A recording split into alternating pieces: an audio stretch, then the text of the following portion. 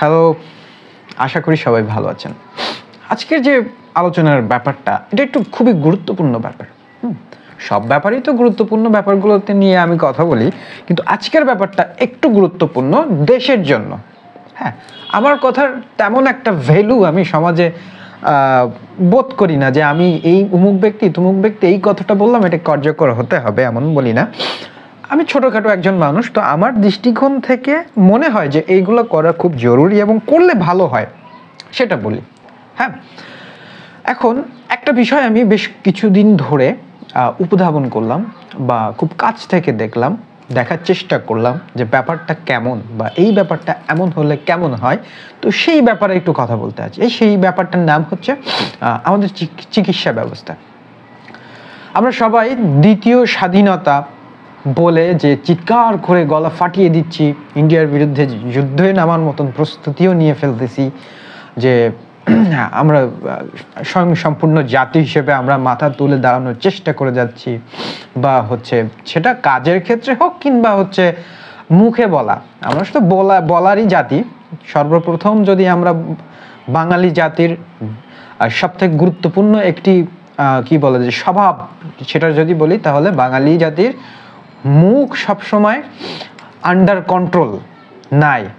এটা সবসময় বলা একরকম, করে একরকম, পারুক আর না পারুক তার নাম হচ্ছে ফারুক। তো এটা হচ্ছে বাঙালি জাতি। তো ভিতরের বেশ কিছু ব্যাপার স্যাপার আছে। এর মধ্যে সবথেকে গুরুত্বপূর্ণ একটি ব্যাপার হচ্ছে বাংলাদেশের চিকিৎসা ব্যবস্থা।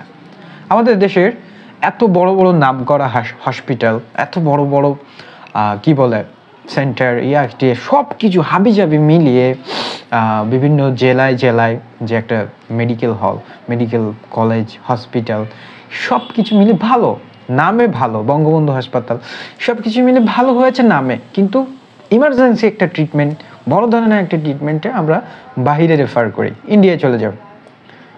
বলে কি বলে না, বড় একটা রোগ, এদেশে কোনো কাজ হচ্ছে না, আপনি ভারতে গিয়ে চিকিৎসা করেন। এটাই হচ্ছে, মাদ্রাজে গিয়ে চিকিৎসা করেন, আপনি আদার কান্ট্রিতে চলে যান, সিঙ্গাপুরে গিয়ে চিকিৎসা করেন, ট্রিটমেন্ট নেন। কেন? কারণ আমাদের যে চিকিৎসা ব্যবস্থা, এই চিকিৎসা ব্যবস্থার বিরাট একটা ঘুণ পোকা ধরে রয়েছে। এই ব্যবস্থার ভিতরে বিশাল বড় একটা ঘুণ পোকা ঢুকে এই চিকিৎসা ব্যবস্থার ভিতরের সমস্ত অংশ কুড়ে কুড়ে খেয়ে ফেলতেছে। এই ব্যবস্থাটা কি, আর সেই পোকাটা কারা? ওই পোকাটা কি? ওই পোকাটা হচ্ছে ডক্টররা। তার কারণ বলি এখন, যে আমরা তো সবাই বুঝতেছি যে একটা দেশ স্বয়ংসম্পূর্ণ হতে গেলে বেশ কয়েকটা বিষয়ের মধ্যে তাদের চিকিৎসা ব্যবস্থাও ভালো হওয়াটা খুব জরুরি। যেহেতু বর্তমান সময়ে রোগ বালাই খুবই মানুষের, এমন কোনো মানুষ নাই যে রোগে ভোগে না। তো তার ইমার্জেন্সি ট্রিটমেন্ট দরকার হয়, প্রয়োজন হয়, ভালো একটা জায়গা খোঁজে। তো এই জায়গা থেকে নিজের দেশের উপর আস্থা তৈরি করা আমাদেরও কর্তব্য, আমাদের দেশেরও কর্তব্য, দেশের সরকারেরও কর্তব্য। তো এটা ধ্বংস কেন হচ্ছে এবং ডাক্তারদের এখানে ভুলটা কি, সেই ব্যাপারে একটু কথা বলি। এবং ডাক্তার ওই পোকা কেন বললাম? আমরা ছোটবেলায় গানটা শুনেছি যে ডাক্তার মানে সে তো মানুষ নয়, আমাদের কাছে সে তো ভগবান। কসাই আর ডাক্তার এক তো নয়, কিন্তু দুটোই আজ প্রফেশন। ডাক্তার চাইবেন রক্ত রিপোর্ট, ক্লিনিকের সন্ধানও তিনি দেবেন। 100 টাকা যদি ক্লিনিকের বিল হয়, অর্ধেক দালালি তিনিই নেবেন। এখন এই কথাটার স্বয়ংসম্পূর্ণতা বা কথাটার বাস্তবতা আমাদের দেশের সাথে 100% মিলে যায় এবং উই পোকা হিসেবে ডাক্তারদেরকে চিহ্নিত করা যায়। দেখেন, আমাদের দেশে প্রচণ্ড পরিমাণে, আমি যদি খুলনা শহরের কথা বলি, আমি এখান থেকে বয়রা বাজার থেকে, আমি বয়রাতে থাকি, তো বয়রা থেকে আমি 7 রাস্তা কিংবা হচ্ছে রূপসা যাওয়ার জন্য যদি বের হই, আমার চোখে মিনিমাম 50 থেকে 70টা এইরকম 50 থেকে 70টা ডায়াগনস্টিক সেন্টার, ক্লিনিক, এগুলো চোখে পড়বে। এটা খুলনা মেডিকেল কলেজ হাসপাতালের সামনেই, স্বয়ং খুলনা মেডিকেল কলেজ মানে 250 বেড, এর সামনেই মিনিমাম 20টা ডায়াগনস্টিক সেন্টার আছে। কথা হচ্ছে, যেখানে একটা মেডিকেল কলেজ নিজেই স্বয়ংসম্পূর্ণভাবে দাঁড়িয়ে আছে, তার পাশে তো ডায়াগনস্টিক সেন্টার হাবি যাবি এটা সেটা দরকার হয় না। একটা মেডিকেল কলেজে তো সব কিছুই থাকা প্রয়োজন, সমস্ত ট্রিটমেন্ট থেকে শুরু করে যে টেস্টগুলো হয়, হ্যাঁ, সিটি স্ক্যান, ইজি, এইগুলো সবগুলো তো একটা মেডিকেল কলেজে থাকার কথা, কিন্তু নাই। এটা হচ্ছে মেডিকেল কলেজের কি বলে হচ্ছে হতাশা, মেডিকেল কলেজের হতাশা। এবং আছে কিনা আমি জানি না, তবে ব্যাপারটা হচ্ছে এরা এই যে বড় বড় যে টেস্টগুলা এটা হচ্ছে রেফার করে, বাইরে রেফার করে, এই ডায়াগনস্টিক সেন্টারগুলোতে রেফার করে। তাহলে কি হলো ব্যাপারটা, যে আমার জেলাতে, আমার শহরে একটা স্বয়ংসম্পূর্ণ সরকারি মেডিকেল কলেজে আমি পুরোপুরি ট্রিটমেন্ট পাচ্ছি না। আমার যখন একটা ডক্টর আমি দেখাচ্ছি এই মেডিকেল কলেজ থেকে, আমাকে বেশ কিছু টেস্ট সে লিখে দিচ্ছে, এবং এই যে টেস্টগুলো লিখে দিচ্ছে এগুলো তো আমার পরীক্ষাও তো ওই মেডিকেল কলেজেই করার কথা, কারণ একটা মেডিকেল কলেজ একটা জেলায় 50 শয্যা বিশিষ্ট যে মেডিকেল কলেজগুলো হয় এগুলো সব কিছুই থাকার কথা এবং থাকতে হবে, এটাই জরুরি বিষয়। কিন্তু 80% রোগী ওইটা ওখান থেকে করতেছে না।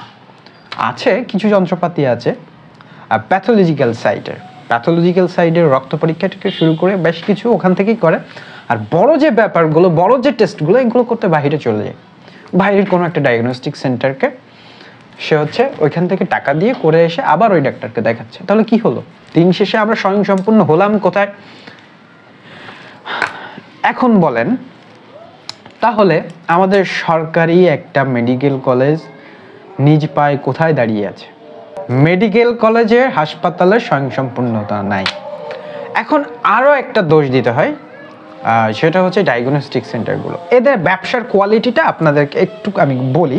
একটা ডায়াগনস্টিক সেন্টার অনেকগুলো মেশিন, সিটি স্ক্যান, ইজি, সবগুলো মেশিন প্যাথোলজিক্যাল সাইডে সবগুলো নিয়ে বসে সে ওখানে টেস্ট করাবে, হ্যাঁ, কিন্তু সে রুগীগুলো কালেক্ট করবে কোথা থেকে?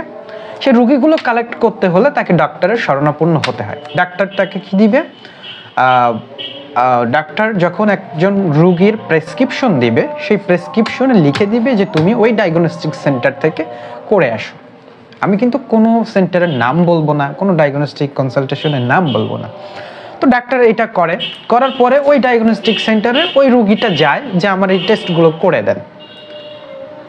তো এই যে ব্যাপারটা, তাহলে মূলত একটা ডায়াগনস্টিক সেন্টারের প্রয়োজন হচ্ছে ডক্টরের কাছে যে তাদের সম্পর্কটা, রিলেশনটা বিল্ড আপ করতে হবে, যাতে একটা রোগীকে কিছু টেস্ট দিয়ে পাঠাতে পারে। এখন ব্যাপারটা হচ্ছে ব্যবসাটা কেমন? ব্যবসাটা, ডায়াগনস্টিক সেন্টারের ব্যবসাটা হচ্ছে সে একটা রেট নির্ধারণ করে যে আমার ডায়াগনস্টিক সেন্টারের রেট এত, আমি একটা টেস্ট, সিটি স্ক্যান আছে বিভিন্ন বিষয়ের, তো আমি এই রেটে এই টেস্টগুলো করব। যেমন একটা রেট হচ্ছে 2000 টাকা, একটা টেস্টের রেট হচ্ছে 2000 টাকা। তো ও ডক্টরের সাথে কথা বলে ওই রেটটাকে বানিয়ে ফেলবে হচ্ছে 2000 টাকা থেকে 4000 টাকা। এখন ডক্টর যদি একটা রোগীকে প্রেসক্রিপশনে রেফার করে ওই ডায়াগনস্টিক সেন্টারে পাঠায়, তাহলে ওই ডায়াগনস্টিক সেন্টার রাখবে হচ্ছে 2000, আর বাদ বাকি যে 2000, ওই একটা টেস্টের 2000 টাকা ডক্টর পাবে। তাহলে দিন শেষে ডাক্তার কিন্তু রোগীর কাছ থেকে প্রেসক্রিপশনের টাকাটা নিচ্ছে, আবার ওই ডায়াগনস্টিক সেন্টারে একটা টেস্টের জন্য ওখান থেকে 50% তুলে নিচ্ছে ম্যাক্সিমাম হয়তো ম্যাক্সিমাম মানুষই এই ব্যবসাটা জানেন। তাহলে ডাক্তার কেন, যেটা প্রয়োজন রোগীর, ধরেন যে 2টা রিপোর্টের দরকার, একটা রোগের জন্য সে গেল, তার 2টা টেস্টের দরকার, কিন্তু সে একটা টেস্টের থেকেই অর্ধেক টাকা তার, একটা ডায়াগনস্টিক সেন্টার যে টাকাটা নিবে তার অর্ধেক তার আসবে। তাহলে সে কেন 2টা প্রয়োজনের জায়গায় সে 4টা কেন লিখবে না? সে যদি 10টা লেখে তো 10টা থেকে অর্ধেক টাকা তার। তাহলে সিস্টেমটা তো এখানেই হচ্ছে গোড়ায় গলদ, যে আমি যদি আমার একটা প্রবলেম নিয়ে যদি যাই, আমার 2টা টেস্টের দরকার, সেখানে ডাক্তার 4টা কেন দিচ্ছে? 4টা দিচ্ছে তার কারণ যে কয়েকটা টেস্ট আমি ওই সেন্টার থেকে করাতে পারবো তার অর্ধেক টাকা ডাক্তারের আসবে। তো ব্যাপারটা হচ্ছে এখানেই হচ্ছে ব্যবসাটা, এই যে রুগী নিয়ে অসুস্থ মুমূর্ষ ব্যক্তি নিয়ে যে হচ্ছে ব্যবসাটা চলে, এই ব্যবসাটা, এবং এই নষ্টের গোড়া হচ্ছে এই ডায়াগনস্টিক সেন্টারগুলো। এখন আর কথা বেশি বাড়াবো না, ম্যাক্সিমাম মানুষই এইগুলো জানেন। এখন করণীয় কি হতে পারে? স্বাধীন বাংলাদেশ, দ্বিতীয় স্বাধীনতা আনলাম আমরা, এই করব সেই করব, হ্যান করব ত্যান করব, এই বিষয়টাতে একটু হাত দিতে বলি আমি। হ্যাঁ, যে চিকিৎসা খাতে আমাদের উন্নতির খুব দরকার এই মুহূর্তে। মানুষের স্বাস্থ্য কিন্তু সবার আগে। তো চিকিৎসা খাতে উন্নতি করতে হলে বেশ কয়েকটা নিয়ম করতেই হবে। সেটা হচ্ছে যে একজন ডক্টর যে হচ্ছে সরকারি হাসপাতালে চাকরি করে, যেমন খুলনা মেডিকেলে স্থায়ীভাবে চাকরি করে, এই ডাক্তারটি চেম্বার করতে পারবে না, বাইরে কোথাও চেম্বার করতে পারবে না। এই যে সে 2টা পর্যন্ত হাসপাতালে বসে মেডিকেল কলেজে, এবং 2টার পর থেকে 4টা বাজে এক জায়গায় রুগী দেখে কোনো এক কনসালটেশন সেন্টারে, আবার 6টা বাজে আরেক জায়গায় রুগী দেখে। তো সে কখনোই এই হাসপাতালের রুগীকে কখনোই ভালো করে দেখবে না, তার কারণ এখানে তার পার্মানেন্টলি একটা স্যালারি আছে, এই স্যালারি ব্যতীত তাকে আর টাকা দেওয়া হবে না। আর যদি সে বাইরে গিয়ে একটা রুগী দেখে, সেখান থেকে সে 1000 থেকে 2000 পর্যন্ত একটা প্রেসক্রিপশন ফি নিয়ে নিচ্ছে, এবং ওই জায়গা থেকে যে টেস্টগুলো সে ডায়াগনস্টিক সেন্টারে, মানে হচ্ছে প্রেসক্রিপশন বাবদ রুগীর ভিজিটিং ফি সে 1000 থেকে 2000 নিচ্ছে, আবার ডায়াগনস্টিক সেন্টারে রেফার করার জন্য যেই কয়টা টেস্ট দিচ্ছে সেখান থেকে অর্ধেক নিচ্ছে। মিনিমাম 5000 টাকার যদি একটা রুগীর টেস্ট দেওয়া হয়, তাহলে ওখান থেকে 2500 ডক্টরের। তো একদিনে একজনের কাছ থেকে যদি 2500, 10টা রুগী যদি সে বাইরে বসে দেখে, 10টা থেকে প্রেসক্রিপশন ফি, ভিজিট ফি হচ্ছে 10,000, আর যে কয়টা টেস্ট দিল, ধরেন 5টা রুগীর টেস্ট যদি দেয় সে, সেখান থেকে আর 20,000 টাকা একজন ডাক্তারের একদিনের ইনকাম। তো সে সরকারি হাসপাতালে কেন টাইম দিবে ভালো করে? কেন দিবে? তার মন তো ওখানে নাই, তার মন হচ্ছে একটা পজিশন তৈরি করে ওই সেন্টার পর্যন্ত যাওয়া। তো নষ্টের পিছনে গোড়ায় কারা? এরাই তো। এখন নিয়মটা কি করা প্রয়োজন? আমি মনে করি কোনো সরকারি ডাক্তার যারা একটা প্রতিষ্ঠানে চাকরি করছে, যেমন খুলনা মেডিকেল কলেজ, এরকম হাবি যাবে, এই যারা চাকরি করবে এরা বাহিরে কোথাও রুগী দেখার কোনো সুযোগ দিলে হবে না, এদের কোনো সুযোগ পাবে না। জাস্ট যে হাসপাতালে সে চাকরি করবে এখানেই তার রুগী দেখতে পাবে, কোথাও যাইতে পারবে না, কোথাও রেফার করতে পারবে না, কোথাও হচ্ছে সে কোনো 30 মিনিটের জন্য কোথাও সে অন্য রুগী দেখতে পারবে না। এই মেডিকেল কলেজের থ্রুতে যদি কোথাও যেতে হয়, তাহলে সে এইটা ছাড়া অন্য কোথাও যদি তাকে পাওয়া যায় যে এখানে গিয়ে রুগী দেখেছে, এইখানে সে একটা রুগীকে রেফার করেছে, কঠিন শাস্তির আওতায় আনা হবে। এই নিয়মটা করলে ম্যাক্সিমাম ডাক্তার ভালো হয়ে যাবে। ডাক্তার ভালো হয়ে যাবে এবং চিকিৎসা ব্যবস্থার একটা উন্নতি সাধন হবে। সেকেন্ড যে ব্যাপারটা হচ্ছে রুগী মেরে টাকা নেওয়া, অসুস্থ মুমূর্ষ রুগীর কাছ থেকে এই যে টেস্টগুলো দিয়ে, বিভিন্ন টেস্ট, কারণ ও যে কয়টা টেস্ট দিবে ওর যে বিল, তার বিলের অর্ধেক তার আসবে, এই জন্যই হচ্ছে বেশি দিচ্ছে টেস্ট, যে কয়টা প্রয়োজন তার থেকে ডাবল দিচ্ছে, তার কারণ ওর পকেটে আসবে কিছু টাকা। এই ব্যাপারটা নির্ভর করে হচ্ছে diagnostic centre and consultation centre যারা গড়ে তুলেছে টেস্ট করার জন্য, এদের উপর। ও তো ডাক্তারকে বেনিফিট দিয়ে ভরে দিচ্ছে যে আপনি টেস্ট লেখেন, আমরা করব, যত লিখে পারে। তাহলে ব্যাপারটা কেমন হয়ে যায়?